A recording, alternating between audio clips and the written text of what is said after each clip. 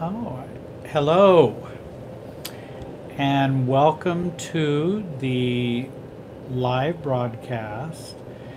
We are here at the Family Tree Counseling offices in Indianapolis, and I'm fortunate enough to be the host tonight for the Church for the Narcissistically Abused live broadcast, and we talk about a number of things related to folks who are struggling and in need of recovery and help. I might want to put my glasses on so I can see some. These are so the I've got questions there. postings. Just saying hi to you so far, Jerry. Okay, and I want those who are going to be watching tonight to send me questions. I've got a few things to talk about tonight, and I hope you will send some questions. Your questions are always tough ones for me, and there's Mark, who's running around helping me. Video He's a bombed you. wingman tonight, which will help me, so I don't have to focus on so many things at once, and can focus on talking to people. And I think Renda is going to be helping me tonight. I also wanted to tell you that in the next couple of weeks, when the next program comes on live at 8 o'clock on Tuesday, in 2 weeks, Renda will be... I didn't get the questions from Facebook. Yeah, I'll get you're, it for you, you're Jerry. getting those. Okay. That Renda will be joining and hosting the show at that time. I will tell you, you can follow Mark and Renda on the Family Tree Life Coaches channel and on YouTube. You can follow me on the Jerry Wise Relationship Systems channel on YouTube. I also am on Facebook too, and Twitter and all those, Instagram, those kind of places.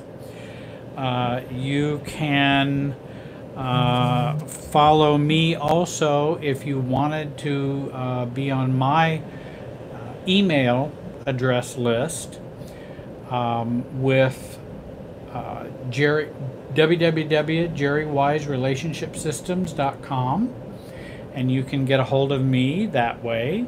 Also, my email address is also on all my videos. So I'm thrilled to be here tonight and feel very fortunate to be asked to host the show this evening. Let me talk about kind of the recovery approach that I see for those who have been narcissistically abused, or those who have had difficulties with in their relationships with narcissists, or have gotten out of narcissistic relationships. I do want to strongly encourage you to find the book Healing from a Narcissistic Relationship, A Caretaker's Guide to Recovery, Empowerment, and Transformation by Marjalis Fjellstad, F-J-E-L-S-T-A-D, or Fjellstad. I think you would find that book an excellent resource. She has a couple of books that are very dynamic and very good. She's a marriage and family therapist who has been in recovery from her own narcissistic relationships, as I am also. I've got a question from EE. How does poverty and economic issues create dysfunctional families? Well, I think when you talk about dysfunctional families, does economic circumstances or do and by the way, hi Renda, I see she's sending in some things. How does poverty and economic issues create dysfunctional families? It's kind of a chicken and the egg dynamic, I believe. I think poverty and severe economic strain certainly causes a lot of intense, highly charged anxiety for families and enmeshment, which intensifies that when you have poverty or economic struggles. And then also, I believe, a lack of self-differentiation, enmeshment, triangles, dis-ease or unhealth then causes problems with career, job, monies, and creates poverty and economic issues. So I don't know that it's either or. I'm not, my pay grade's not that high to be able to answer those questions as well. But I believe both of those dynamics impact dysfunctional families, either from the lack of self to the stress and anxiety that creates a lot of unhealthy dynamics in poverty-stricken families and economic problems that people experience. I think that's a very. I think society and its own systemic enmeshment, immaturity, lack of selfness in society creates a lot of economic problems, poverty, and it affects us politically, economically, spiritually, because we are all connected, and we are all connected emotionally in our emotional fields, and society is connected as well. Society is just one big dysfunctional family. And I believe that that affects us, and our lack of self-differentiation affects society. So society affects us, and we affect society, depending upon how we function as a self. And that's not my I'm not a genius. That's not my idea.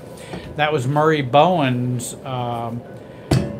description of how society is impacted by a lack of self-differentiation, and then how society impacts individuals.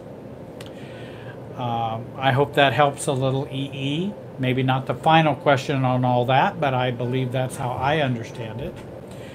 I wanted to mention that in terms of recovering from narcissistic abuse, there's that stage 1 of coming out of denial, stage 2, learning about narcissistic dynamics and narcissistic patterns, how they as narcissists function in those patterns, and how we as narcissistic participants in that relationship create and enable those dynamics in our own life. And then thirdly, the learning to be a self, which is kind of stage 3.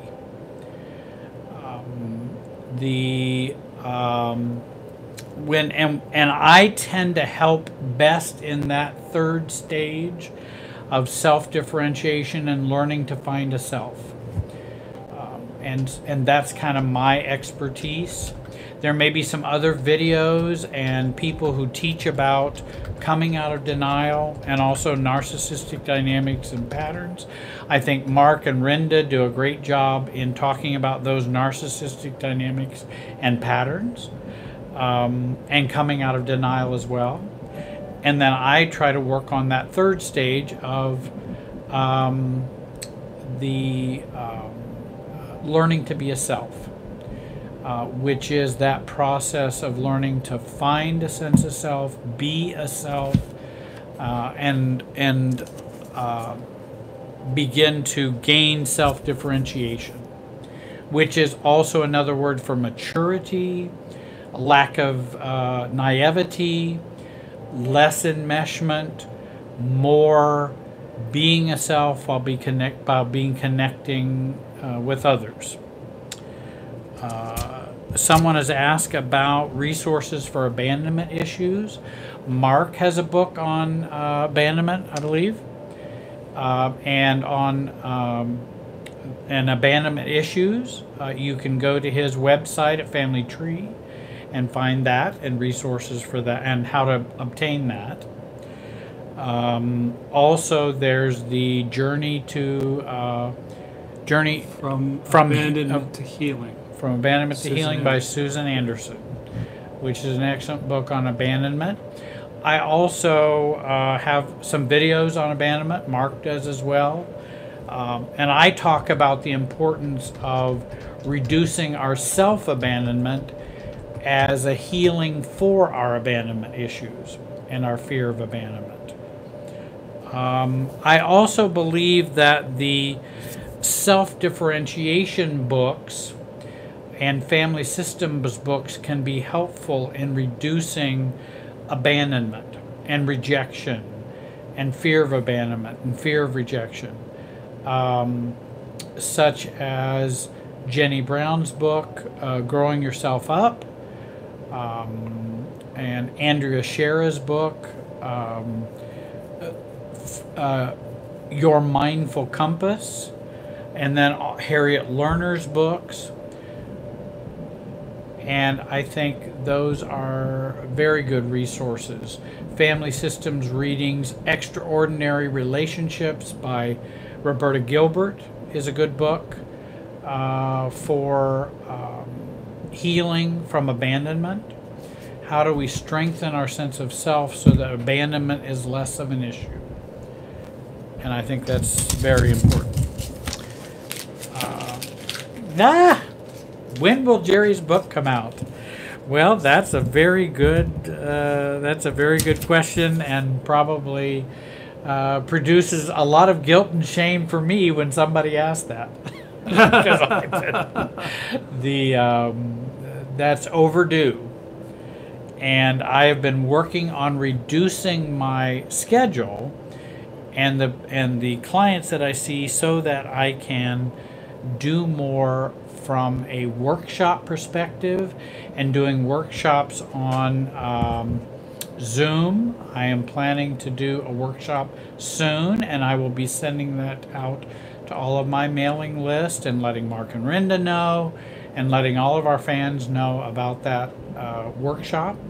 I've got lots of workshop material that I can bring out and utilize where people can ask questions, and I can also share a lot of information on those.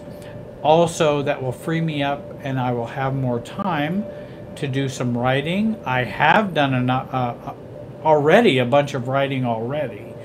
It is putting it in a form that I can then put into a book, and I've even thought about doing even a short book on that stage 3 of self-differentiation, healing and wholeness, and finding a sense of self when you're recovering from abuse of all kinds and codependency and healing from codependency. So yes, that is something I believe that would be important. I even have someone who would be willing to help me to who wants to be financially supportive of that as well. So it's a matter of getting my schedule down where I can spend more time doing that.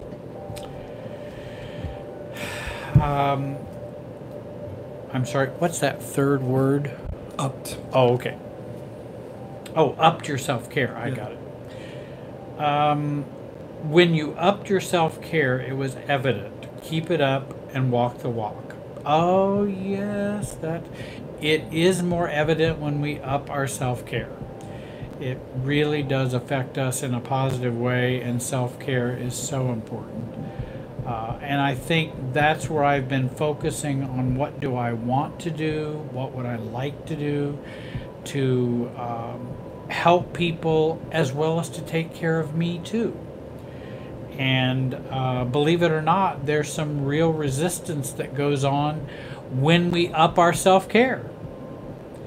The when I don't take care of myself, believe it or not, some people find that a positive thing, because I end up enabling and being more codependent, or being more less focusing on me or my self-care.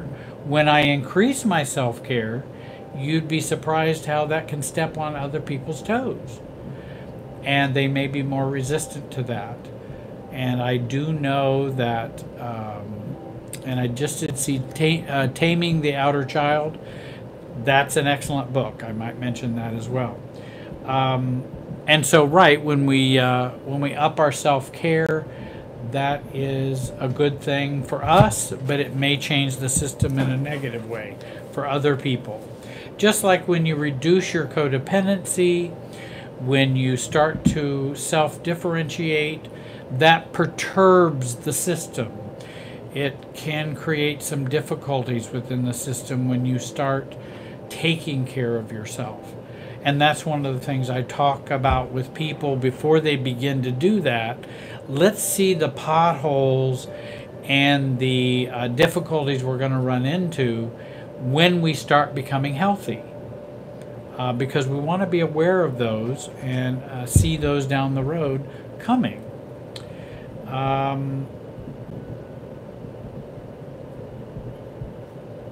Here's a question from JD. The more insight and clarity I gain into my narcissistic childhood, I get more angry and depressed. How can I direct these feelings?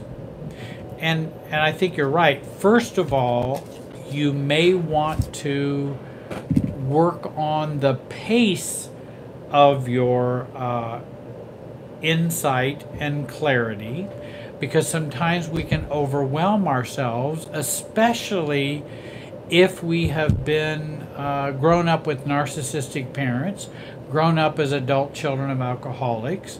We can overwhelm ourselves, so we want to be careful about that overwhelming and take our recovery slowly but deliberately.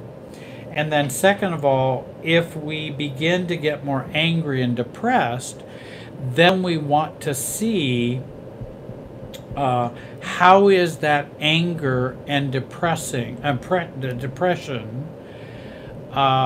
serving as a dynamic or force to keep us in denial. In other words, if I give up my anger, let me back up. One of the things we can do with anger and depression is see how it functions in our life. Who gets the benefit of the anger and depression? And how does that serve to keep us in an immature place? I also think it's possible for us to work on reducing our anger by owning it, working on letting it go. And of course, depression has always been talked of as anger gone inward. And so that can be a part of that anger that we are experiencing. Let me see here. And I think there is a lot of anger that comes along with recovery. And so you want to be very aware that recovery has anger that can be hidden for a long time, things we haven't seen. We also want to be careful when we are angry or in depression that we watch how we interact with family of origin, with spouses, and with others, that we want to become aware of how that process is working in us so that we begin to walk in a mature way. How would our mature self deal with our anger and depression? We can ask that question, and I have a video that talks about what would Betty do. Betty is somebody who's outside of us and neutral and mature. How would that part of us deal with our anger and depression? Let's see, we got cutting off, we got, here's one, can you talk about self-abandonment? Oh, I think that's a very good, I think Rinda has come in to join us, and it's great to see her. And talk more about self-abandonment. Self-abandonment is something we do when we are rejecting ourselves or continuing the pattern that we have internalized from our family of origin, or narcissistic parent, or a narcissistic partner that we have internalized that negative abandoning process. We internalize it, we turn it on ourselves, and then we find ourselves repeating that process, and that's called self-abandonment, where I put myself down, I don't accept myself, I don't want to see reality, I stay in denial. That's self-abandonment. Also acting out with drugs, alcohol, codependency, relationships, gambling, religion, toxic, all kinds of things, behaviors are self-abandonment. In fact, I was just reading here, when we don't protect ourselves, we create, when we do not utilize self-protection, we then create more self-abandonment. When we don't hold to boundaries, that's self-abandonment. When we don't set limits in any way, that's self-abandonment. When we don't collect allies or support or help from healthy others, that's self-abandonment. When we say no and don't mean it, that's self-abandonment. When we continue to participate in the games that others play, narcissists and others as well, or parents, or our family of origin. When I see Joan has joined. Hi, Joan. I'm glad you could join us tonight. Those are some examples of self-abandonment. Let's see. When we utilize others as our authority rather than ourselves, that's self-abandonment. When we overcare, over-empathize, over-sympathize, over-function, those are ways in which we abandon self. So I hope those are some ways in which you might understand self-abandonment. And if you don't stand up for you, if you don't love you, then we have really abandoned you. We have abandoned ourselves. And I think that's very important to focus on that and continue to work on the ways in which we abandon ourselves. Oh, we've got lots of questions. I figured we'd have a lot coming in, and now we do. I was worried thinking we wouldn't have any questions. Well, we got a whole ton of them now. Rinda, that's all your fault. I've got to blame her. I got to blame somebody.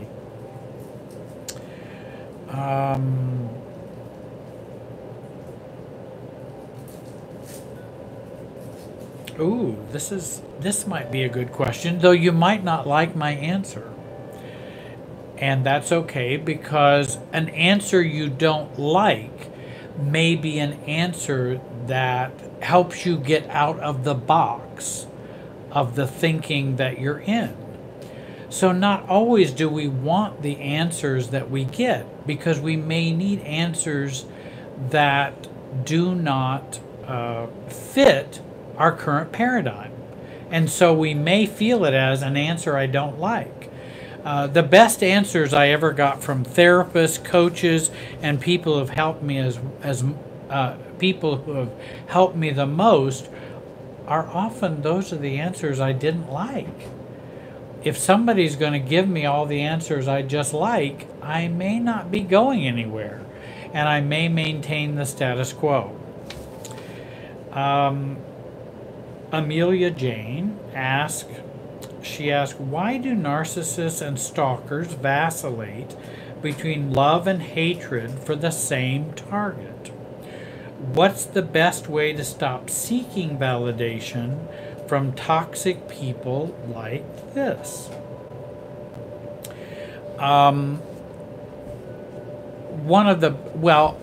I don't know there is the best way to do it. There are ways in which we can begin to reduce our need for validation from toxic folks and toxic people. And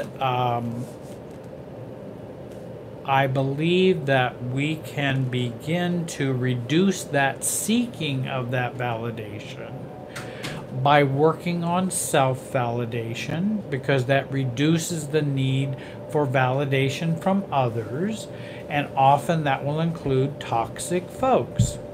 Because if we have a need for validation, by golly, we're going to find somebody who will validate us, but then often that becomes a toxic process or a toxic pattern. So when we lack self-validation, we're going to be looking for it. And when we're looking for it, we're going to find it, but we're going to find it with people who may not have our best interest in heart, not consciously, but it may be their unconscious process as a cluster B type of relationship, or people who may not have our own self-interest in mind. I have a video talking about stop looking for love and approval.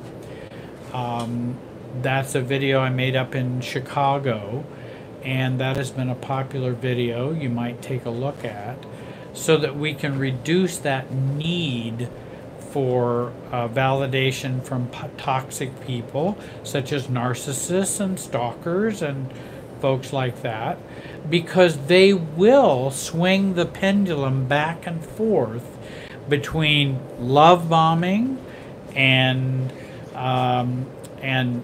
discarding or hatred, and they'll move that pendulum back and forth between those, and we will just ride that pendulum with them if we do not have self-acceptance, self-validation, etc. I hope that helps a little bit, Amelia Jane. That may not be the answer, the whole answer, but that's maybe a helpful partial answer for you. Let's see here. This is a great question, and this might be a good one to talk about just a little bit. Do you think cutting off from a narcissist is the same as emotional cutoff? No. And it's from E.T., and let me share with you about, there are different terms, and maybe I should do a little glossary discussion. When someone goes no contact with a narcissist, that is not emotional cutoff. Emotional cutoff is done out of immaturity and our own immaturity, and it's an immature process. No contact is a mature process that we do as adults, because someone is toxic or will not respect our boundaries. So I don't think that no contact and cutting off is the same thing. Cutting off is an internal emotional process. Going no contact is an adult, mature behavioral process we do with someone who does not respect our boundaries, who does not accept us, and cannot deal with us as a mature adult. And narcissists cannot do that. And so it's not an unhealthy process of cutting off by going no contact with someone who is narcissistic. Oops.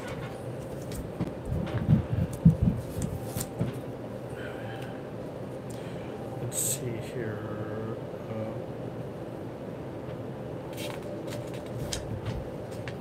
Okay, let me take a look. Here's a good question too. Ginger asks, is self-abandonment the same as self-sabotage? Well, self-abandonment will always sabotage ourselves.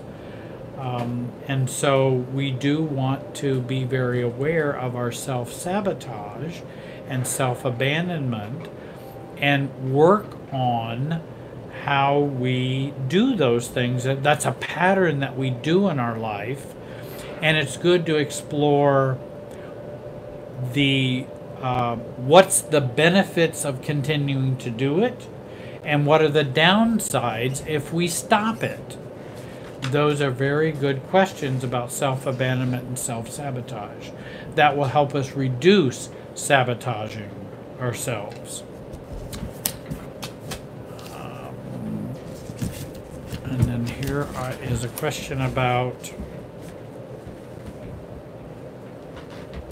could you give us, MRLG says, could you give us some advice on how to use social media wisely when being harassed and stalked by a narcissist? I may not be the expert on social media or how to use it wisely. I do think if you are being harassed or stalked by a narcissist, then you may want to reduce your footprint on social media. Sometimes it's good to take a break. You know that social media is not the same thing as having a life. I believe in social media. I think social media can be great, and social media can be very useful tools, but they're not the same thing as having a life. And if you've got some folks who are stalking you or are abusing you, I mean, certainly you can block them. You can take them off YouTube, Facebook. Those are not people that you have to continue to utilize in your social media. We do have some control over our social media. And I would utilize those blocks that we have, whether it be WhatsApp, Facebook, YouTube, all of those kinds of things. You can just say no to them. Let's see here.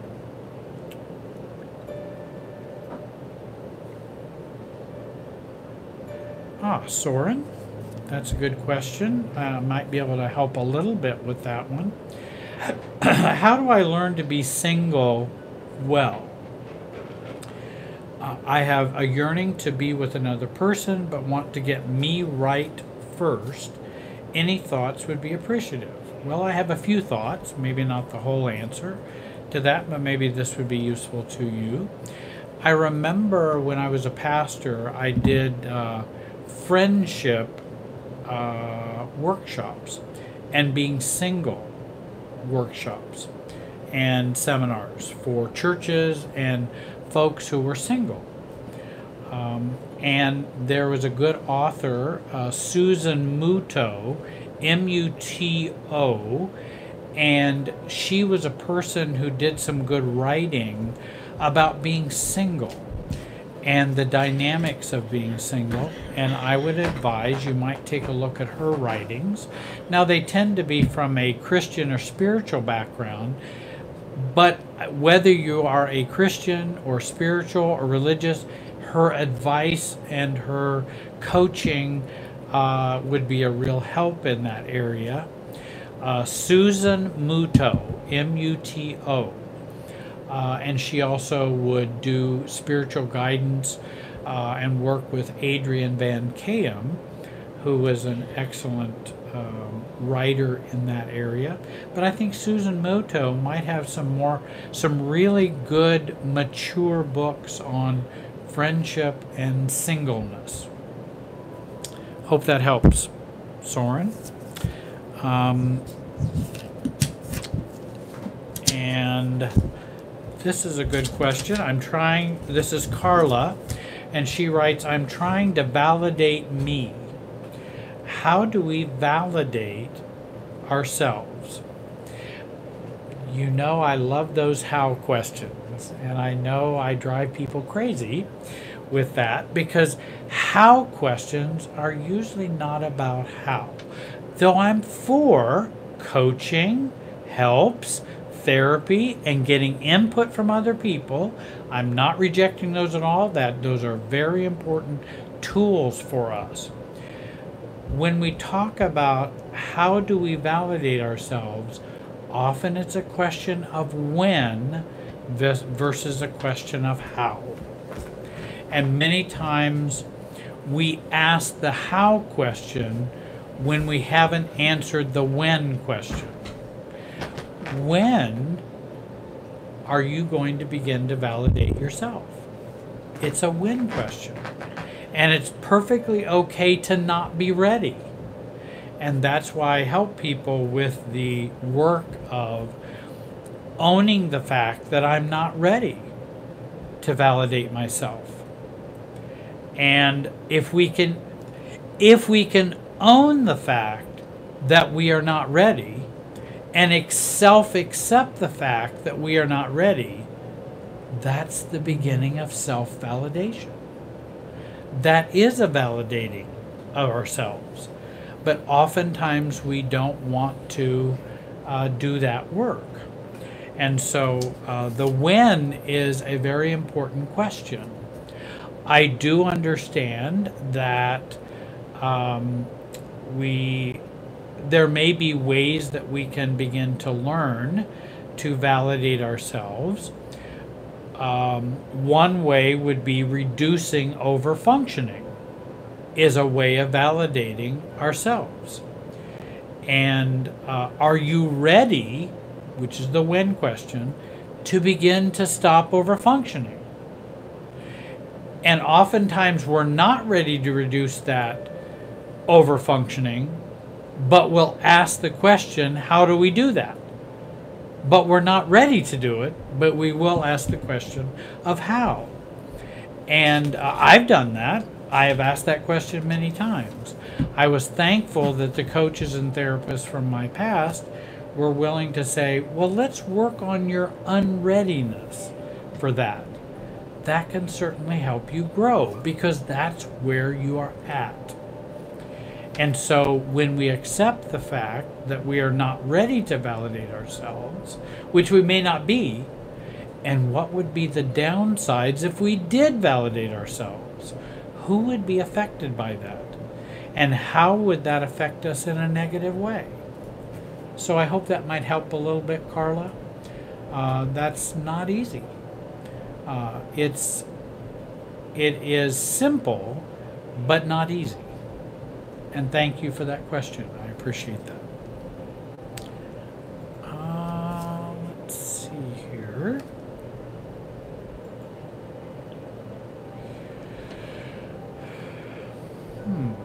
What if, Joan asked this question. What if you get caught in the crosshairs of those subtle remarks that are made? How do we be a little more aware at the time that is happening? Maybe rewording that question would help me a little more. I'm not sure I know exactly, because I think we're talking about increasing our self-awareness. On a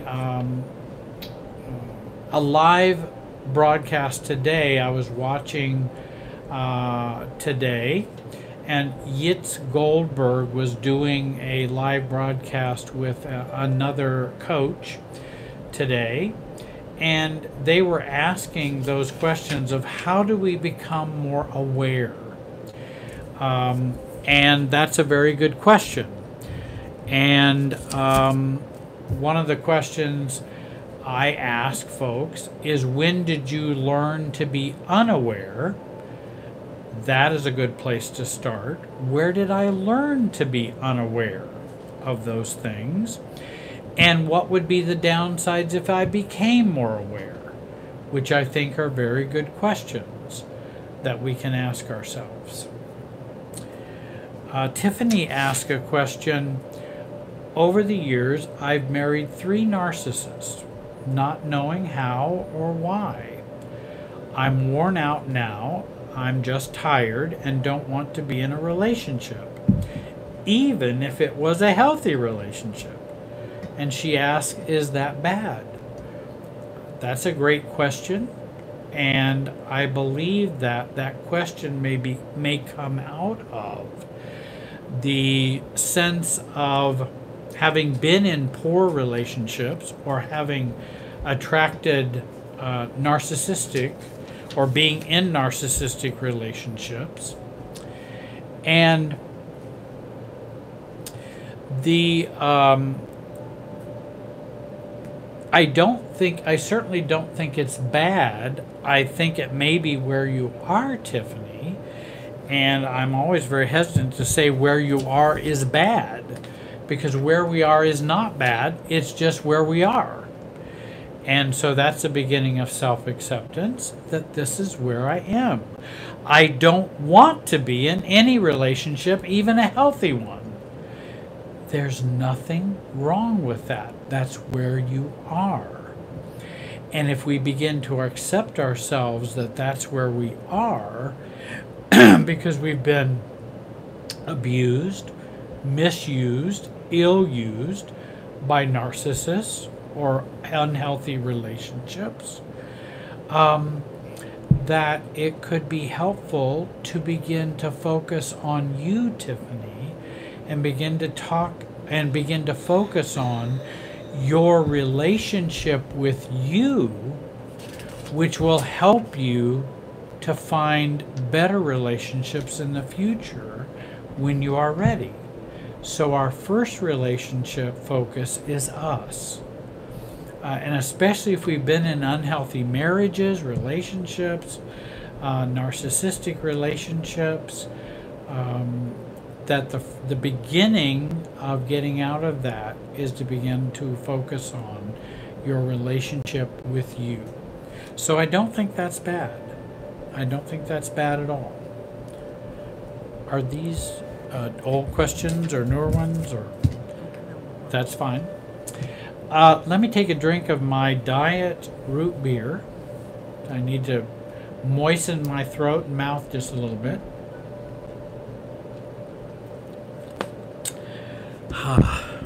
That feels better. I wanted to mention something while folks are sending some more questions. There is a good quote. Thanks, Renda. Let's see here.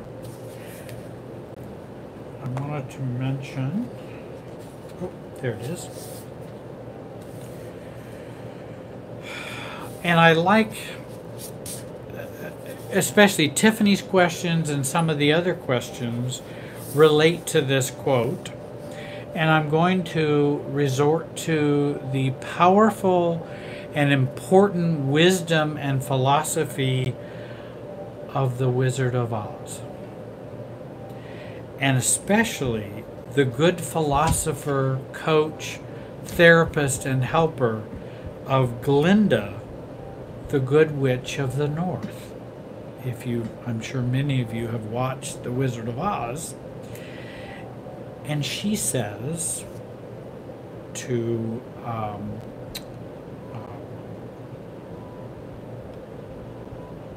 who's in The Wizard of Oz? Who's the Dorothy? Dorothy. Toto. I've just had a brain freeze. She says to Dorothy, "You've always had the power. You just had to learn it for yourself." So many people have asked me, where do I get the power? How do I get the power? You've always had the power. We just learn it for ourselves. We have always had the power to not abandon ourselves. We have always had the power to not be codependent. We've always had the power to be self-differentiated. We've always had the power to have a good relationship with ourselves. We just have not learned it for ourselves yet. So the power is there. And I like that process of people have asked me, how do I trust myself? How do I trust my gut? Of course, I wouldn't trust everything about your gut. I would learn to begin to build an informed gut. And that might be of help to you, to inform your gut so that you will have a strong gut to trust. And I think Glinda, the Good Witch of the North, has some good things to say. That the power is there. It's for us to learn about ourselves.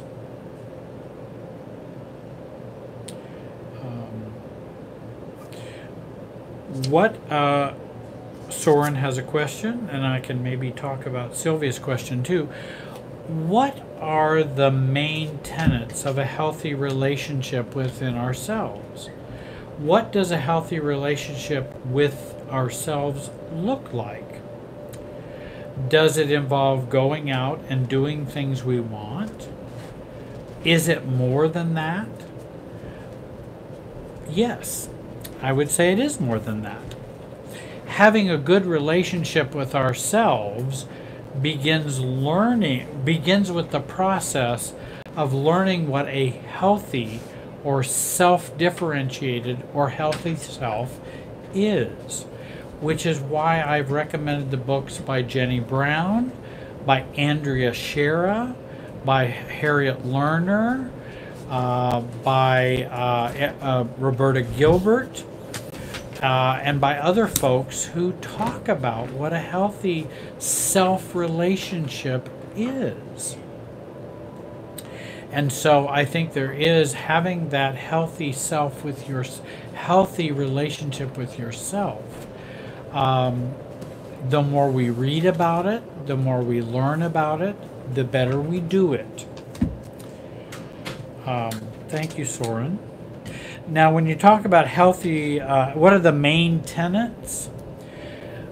I believe that would include having a relationship in which we learn to balance the forces of togetherness and separateness, reducing triangulation, self-love, self-acceptance, self-differentiation, which is the process of being who you are, which may be different than other people. I am me. I am not you.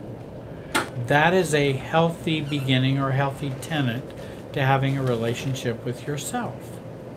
And I think that it may be simple, it's not easy. I am oftentimes telling folks or suggesting to folks that one of the best ways to begin to relate to other people is to be you, not them. And that may include saying, well, I hear what you're saying, but that's not how I see it. I see what you want, and I know that what you would like, but that's not what I may want. That may not be what I like. And so we are beginning to use that language of differentiation. That's a process of having or a tenet of having a healthy relationship with ourselves. We no longer wish to change others. We are beginning to assert or to be ourselves. I am me. And that we are informing other people about that. And that informing is a calm, assertive process of self-love and having a relationship with me. I have a question, which is a good one, and I'll come back to your question, Sylvia, too. This question is, how do you differentiate projection from truth? Knowing what's yours and what is the other person's issue? That's a very good question. We could probably do a whole broadcast on that one. And maybe Rhonda could explain it better than me, or Mark could explain it better than me. But I will try to answer that. So let's talk about that process. And I think that, well, first of all, if we begin to work on self-differentiation, that is the process of learning learning about where I begin and where you end and you begin. And for me to identify and to see that. With differentiating between projection and the truth, I think about when I work on being and knowing me and owning and accepting me, then projection occurs when someone is forcing me to de-self. When I de-self, then there's usually, and when I feel like I need to de-self, then typically projection is occurring. Because I don't need to de-self. When someone is not projecting, they don't need me to de-self. When they need me to de-self, then there's usually projection occurring. I don't know if that's helpful, but that's a way that I think about that in my own imperfect way. And because I don't want to de-self, and projection requires that. Let me take another drink here.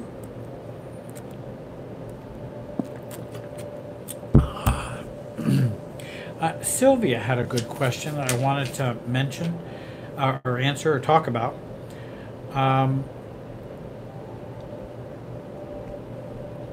She says, why is it all so complicated? Why can't we just live a life and just live and let live? It's exhausting. You know, I think that's a very good question.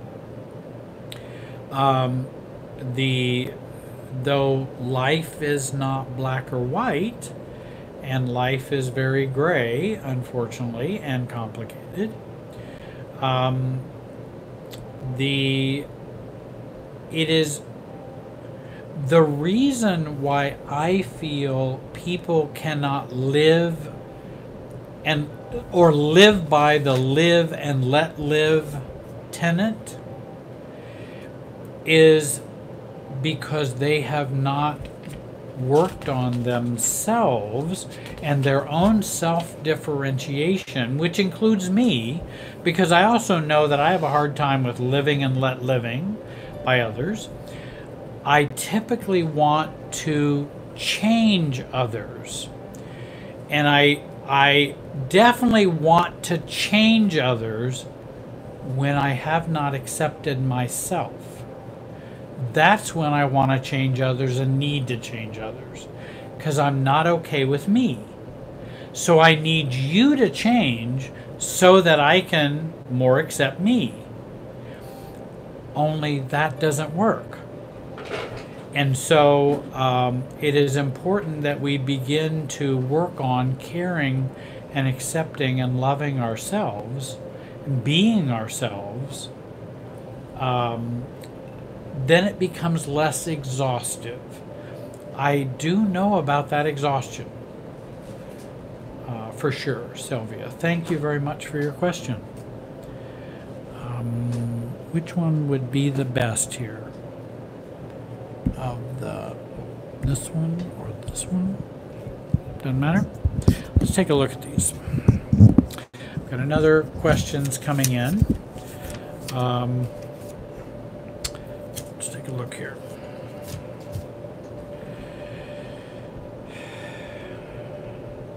Ooh.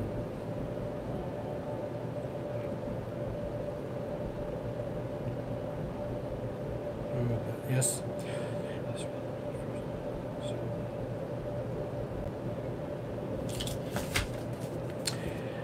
Yeah. Here's one.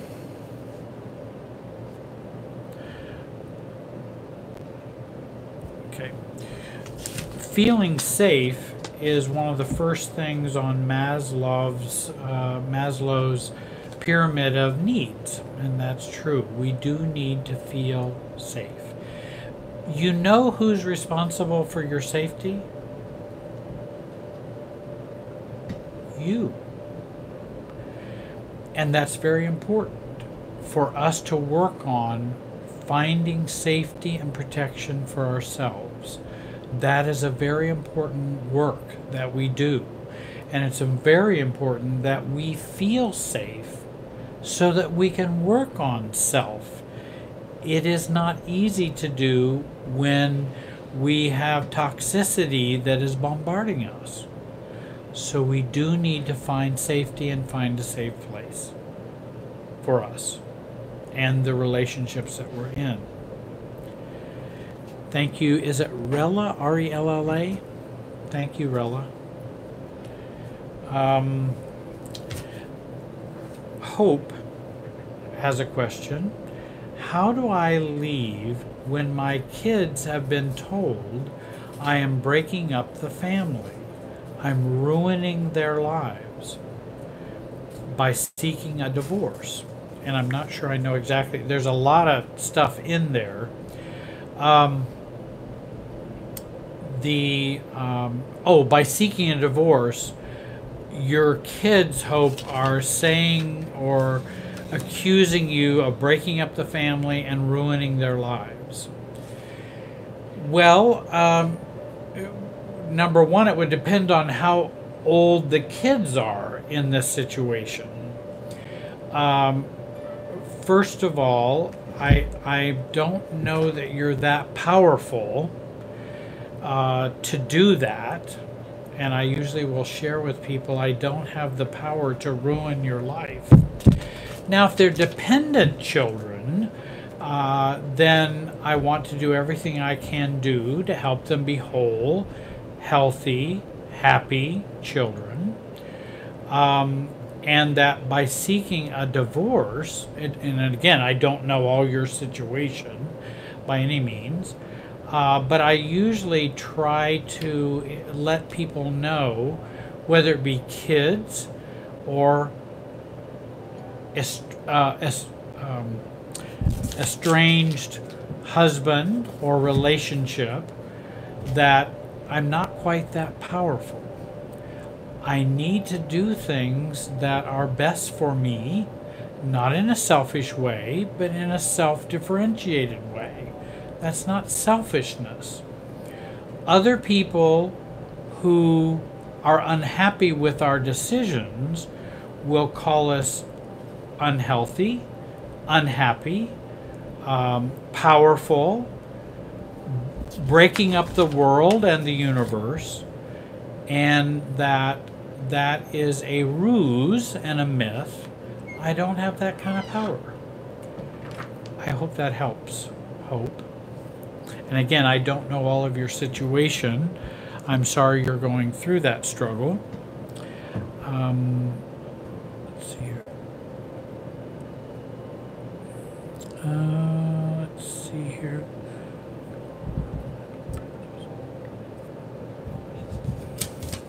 Let's take a look here.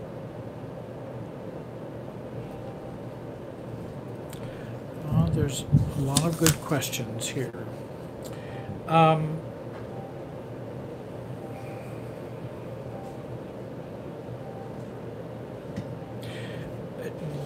Joan asked a question: how can I be more aware when I'm in the presence of someone I trusted and now I am seeing his remarks as abusive and I woke up to his inappropriateness?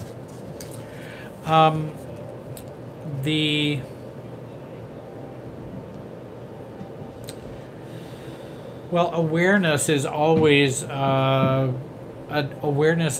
double-edged sword. Let's see here. How can I be more aware when I'm in the presence of someone I trusted and now I'm seeing his remarks?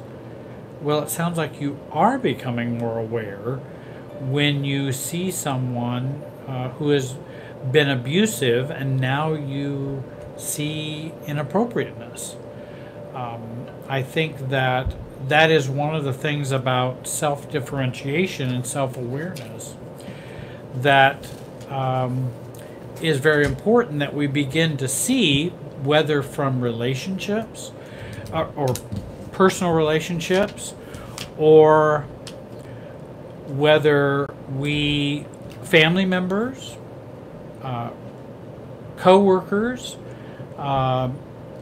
bosses, partners, spouses, that we become aware of and begin to resolve our naivety about seeing remarks as abusive and inappropriate. And I think I like to use the process of self-differentiation to deal with abusive and inappropriate comments. First of all, I may share with them, I feel that is abusive and inappropriate when you share comments like that. Would you please stop? So I make a request or I act. I begin to realize that, hey, these things have not been very nice. I don't like these comments or inappropriateness. And so I can share that with someone, and they can say, well, oftentimes people will call us overly sensitive, and they'll say, oh, well, you're just being overly sensitive. And I always like to be able to share with them that I don't agree, or I don't see it that way. I'm sorry, I don't agree, and I don't see it that way. I understand that you may see it as me being overly sensitive, but I don't. And that I would appreciate it if you would not make those comments or not be inappropriate in that way. And if you cannot seem to do that, then I will have to make decisions about my relationship and how I interact with you. And that I certainly have a right to do that. I am an adult, just as you are an adult. You don't have to see it my way, but I do ask you to behave in a certain way as you interact with me. I hope that's a help, Joan.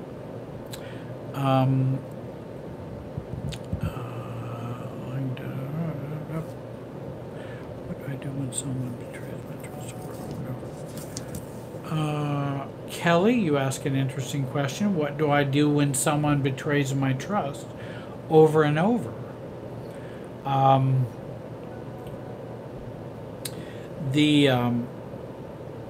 I think it would be important to take a look at, why do you give someone the power to betray your trust over and over? You may want to work on not making yourself vulnerable to them so that they can betray your trust over and over. You may have been too generous with your trust. And we can be too generous with our trust. Codependents do that. Adult children of alcoholics do that. Adult children of narcissists will do that. And they will betray, or they will be too vulnerable in their trusting when they do. And so we may want to watch how generous we are with our trust. Thanks, Kelly.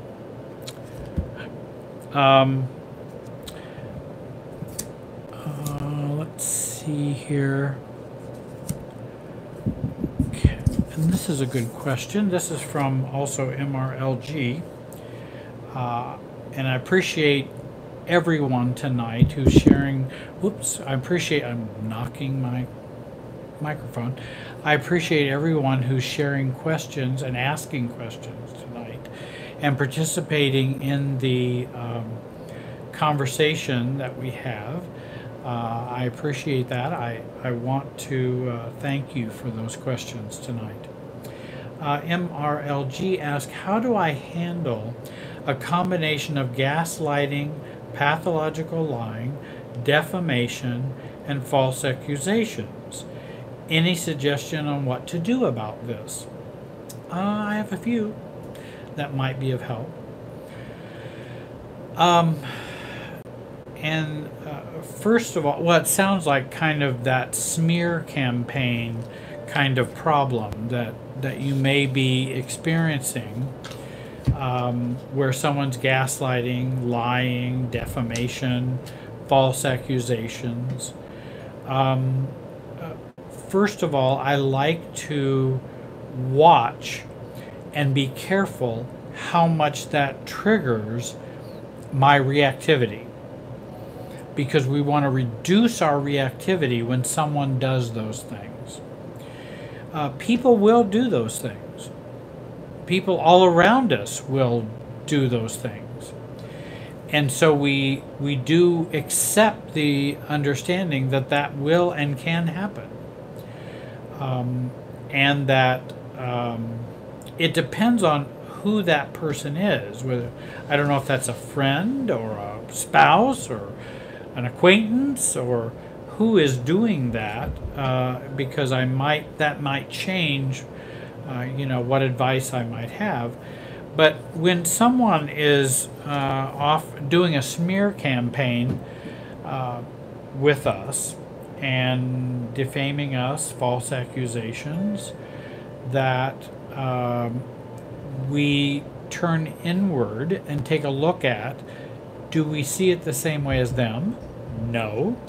They are gaslighting. They are pathologically lying. They are defaming, and they are making false accusations. If it is very difficult to get someone to stop doing that. So what I like to work on is, how can I be less reactive to their madness? There's madness all around us and all over in the world. How can I be less reactive to their madness? Because I can't change their madness. I can only change me. And what do I need to do to reduce how those things cause reactivity within me? And I many times, also if they're doing a smear campaign and other people are affected by that, then they are affected by that to their peril. I think I've mentioned that it is perilous when someone accepts gaslighting and pathological lying and defamation and false accusations, it's perilous for them to do that. And I will let people know that it's very perilous for them to do that. I don't accept lying and defamation and false accusations because I know that's what they are. So I understand when that is happening. And what I hope to do is to have a self barrier and a self-acceptance barrier, that when those things are happening, they come in and they hit my sense of self, which I know I don't accept those things, and then they fall off. They can only go in so far and drop down. I don't accept them as a part of myself. It's not reality and it's not true. If someone wants to do that and wants to be crazy, they can. I think I talked about that maybe the last time when I talked about Coca-Cola. That when someone is lying, gaslighting, defaming, and falsely accusing, that's the same thing as someone calling me a Coca-Cola. And that's how crazy it is. It's all craziness. They might as well be saying, Jerry, don't you know you're a Coca-Cola? No, I am not. And it sounds like you're accusing me of being a Coca-Cola. If you choose to think that way, you may, but that's not who I am. I'm not a Coke. I'm Jerry. And if you continue to call me a Coca-Cola, or accuse me of being a Coca-Cola, or you lie about me being a Coca-Cola, or you gaslight me saying you're not a person, you're a Coca-Cola, then you can do that all you want. It's just crazy.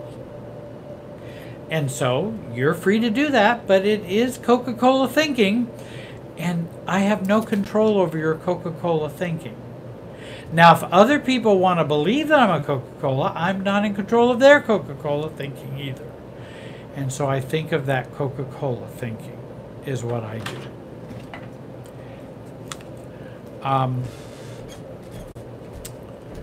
Oh, I think you're absolutely right. That story reminds me of a 12-step and someone telling me I'm a chair. That's right. You're not a chair. It's impossible. And it's impossible for me to be a chair or be a Coca-Cola. I can't be. If they want to think that way, they can. And they have every right to. Everyone in the world has every right to their own opinion. But you know what? I do too. And I'm not a Coca-Cola. I don't believe I'm a Coca-Cola. So you can lie, defame, gaslight all you want, but that's just a bent reality. If you want to bend reality, you can bend reality all you want. Go for it. I hope you enjoy it. I hope it works for you. But my hunch is if you're bending reality about me, you're probably bending reality about everyone around you. And most of all, you're bending reality about you. And that is very dangerous, harmful, and unhealthy. So, if you want to do that, you can. But I'm going to try to stay on the reality train the best that I can. Jane asked, how do I stop thinking about negativity from the past? Well, you can work on stopping thinking negatively about the past. I like to think about understanding my negativity from the past, and I like to heal the past, if at all possible. I also want to think about when will I be ready to stop thinking negatively about the past?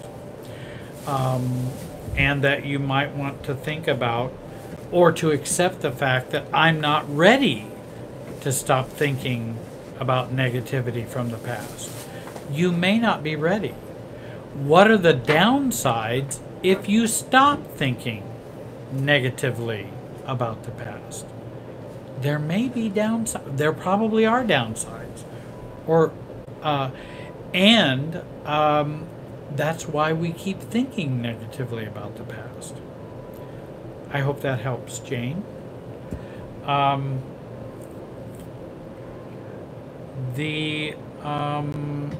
Let's see. Let's see here. Can you got that one sometimes?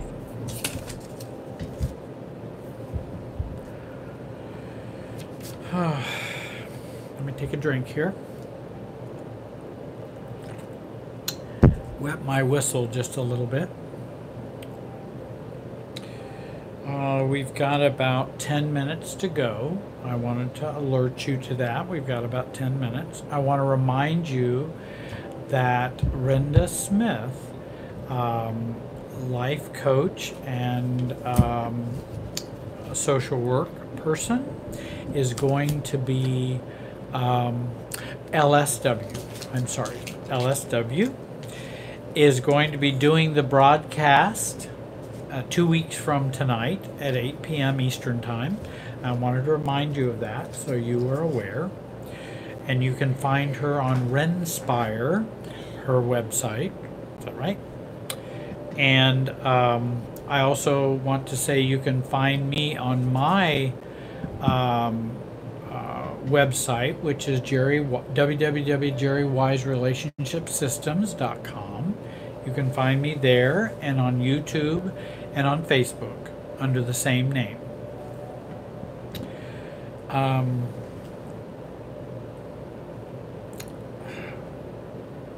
Jackie, I hear your question. I wonder if you could resend it a little differently.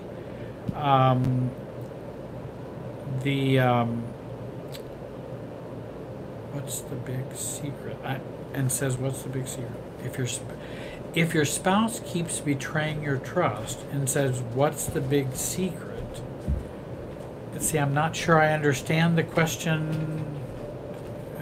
I understand if your spouse keeps betraying your trust, and that's not good, and says, what's the big secret? I'm not sure. If you could maybe rewrite that for me, maybe I could help you with that a little bit more. I'm not sure. Let's see here.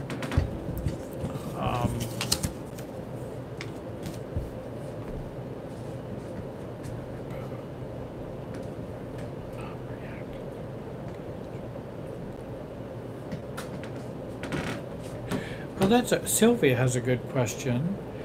Sometimes there is so much madness around us in the world, we end up not reacting. We end up not reacting to the point of pathology? Question mark. Well, I definitely think there's a lot of madness around in the world. There's no doubt about that. And you know, I don't know if you're asking, Sylvia, if we would be, could we end up not reacting to the point of pathology? In other words, that we don't react enough to the pathology around us. Maybe that may be what you're asking. Well, when I say non-reactivity, that doesn't mean we do nothing. Someone who is self-differentiated, someone who is choosing themselves and being a self, that doesn't mean they will not do anything or not be a participant in the world in a healthy way. I just don't want my reactivity to get in the way. I don't want my reactivity to get in the way of doing something that would be positive. about the craziness or the pathology or the madness all around me. I hope that helps a little, Sylvia. We've been going at it here for about an hour and a half. I think my brain is getting a little muddy. It sometimes can do that and get a little mushy.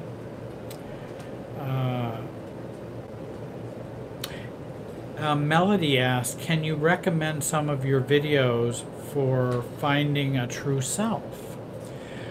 Yeah, I've got about 130 some videos on YouTube.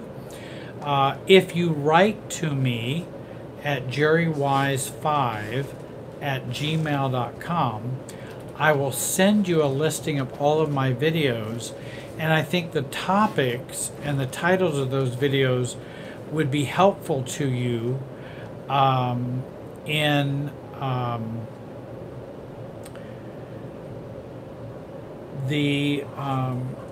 and that there would be some helps to you for finding a true self in those videos. And I think they would apply to finding a true self in those videos. So please feel free to go ahead and to write me at jerrywise5@gmail.com. You're also very willing to do that. If I wasn't able to answer your question tonight, you can send that question to me directly at that video or at that email address, and I will do the best I can to help you with answering those questions. So please send those to me. There are times in which sometimes people will send very long emails, and it can be hard for me to get back with everybody and get back a good long answer. If I did that, I'd never be able to do anything else. If you want to send a short question to me, I'd be happy to answer the best I can. Also, some of those answers are in the videos as well.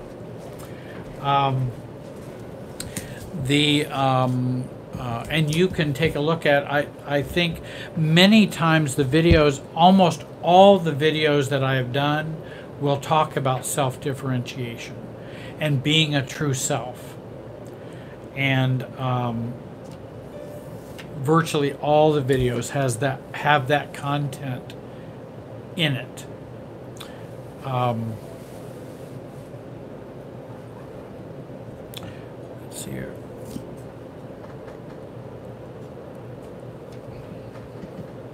Oh, I mean, that's a good question too. Are we supposed to respond to the Coca-Cola thinking, or respond to the Coca-Cola or gray rock? In particular, in front of my kids, because they think I'm crazy because my husband has told them that for years, that I've been crazy. Well, I mean, there's a lot in that. I think you're right. If having a personal relationship with your children, an authentic personal relationship with them, will communicate a lot about your healthiness to them, regardless of what your husband might have been saying for years. And that's a very complicated situation. I would recommend you work with a good therapist or a good coach, Mark, Renda, myself, in helping you with that situation and that marital difficulty that you have, and how you deal with your children. I'm not sure I know how old your children are. That can make a difference. Not always is it helpful to respond to the Coca-Cola thinking. You're right. Gray rock or no response can be the right response. If someone is gaslighting, defaming, lying, and those kinds of things, no response can be the best response if they're unwilling to listen to you or to listen to reality. do I do when someone betrays? If your spouse keeps betraying your trust?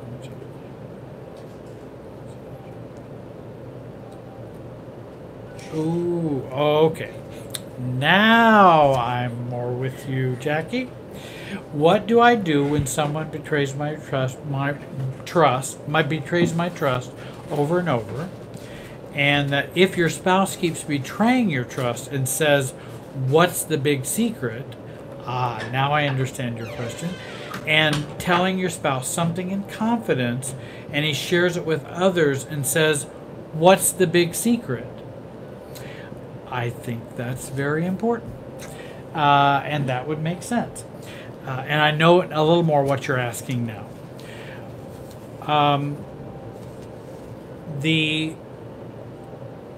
If I am sharing with a spouse something in confidence, and he breaks that confidence, then he no longer has the right to say, "What's the big secret?" You've agreed to the confidence, and I need that confidence to share with you this information. Instead of giving you a long answer about that tonight, Jackie or Kelly, here's what I would recommend. Take a look at the book Love Busters by, what's his name? I know his name. Haley? I'm trying to think, but it's Love Busters is the name of the book. And that what's so very important is the policy of mutual agreement, that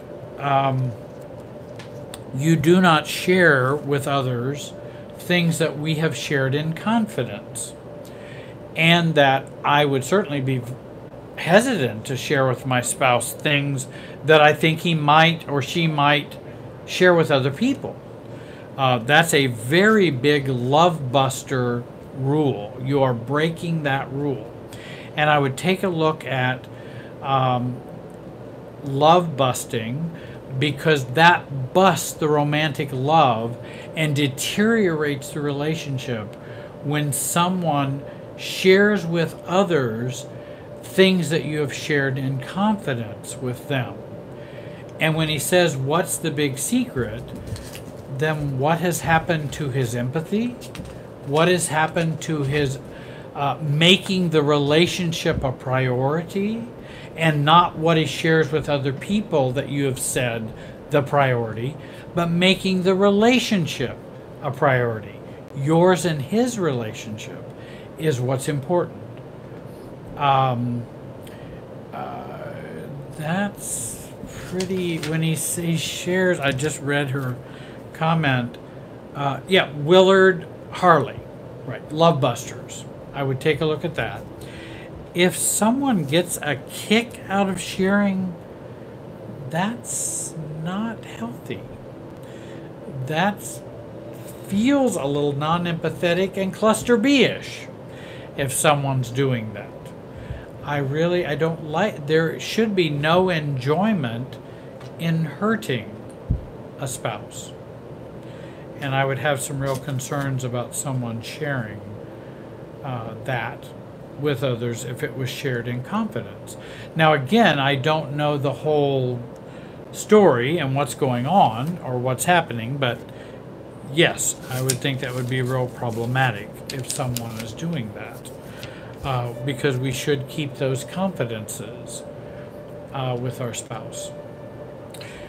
Well, we're going to have to end tonight. I appreciate all of you asking questions tonight, being a part of the community, and being a part of the question and answers process. I'm sure that I've not exhaustively answered your questions that you've asked. I wish I could exhaustively answer everybody's question tonight. It's questions that they've asked. It's difficult to do that. But at least I think this may be at least a beginning of answering some of those questions. I do want to thank you for joining me tonight, and thank you for being a part of the broadcast. You've been so kind to listen to me, even with the best that I can do tonight. It's been a long day. I wanted to share with you tonight some answers to some of your questions. There are plenty of books. Also, when you write to me at jerrywise5, the number 5, at gmail.com, I do send a list of readings and books that you can use to help you. I also send a whole listing of all of my videos. You can find those on Jerry Wise Relationship Systems YouTube channel also. I know Mark and Renda, Mark Smith and Renda Smith also have a number of resources that they will send you or be happy to send to you to help you. We do enjoy giving away what we have and the knowledge that we have. We want to give that to people. Now, Renda, Mark, and I all have to pay our bills, so we do ask people to pay for the coaching that they might obtain from us. Also, I know it can be very helpful for you to send donations as well, so that we can do these broadcasts and free videos for folks. I think I have that on my website as well. I again want to thank you for joining us tonight. I hope tonight has been a help to you. I want to thank Mark and Renda, who's helped me manage all the questions tonight. I wish I could have gotten to all the questions. I'll be back and I'll join the broadcast again. And I want to thank you for being joining us tonight. And I hope you have a great evening. And I hope you have, I'm getting tired. I'm pooped. Thank you all. You have a great night.